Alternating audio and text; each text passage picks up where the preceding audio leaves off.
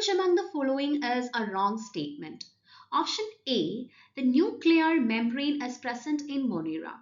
This is an incorrect statement because Monera consists of prokaryotic organisms including bacteria and archaea which do not have a defined nucleus and it lack a nuclear membrane around the genetic material. The genetic material in a prokaryotic organisms are occupied in an area called nucleoid, which means option A is the correct answer because it is a wrong statement. Option B, the cell wall is absent in Animalia. This is true. The animals do not have a cell wall unlike the plants and fungi. So option B is an incorrect answer. Option C, Protista have photosynthetic and heterotrophic modes of nutrition.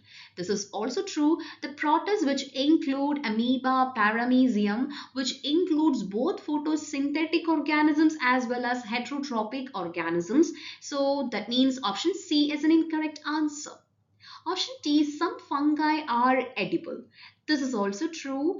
The fungi which includes mushroom which are edible. So option D is also incorrect answer. The correct answer is option A.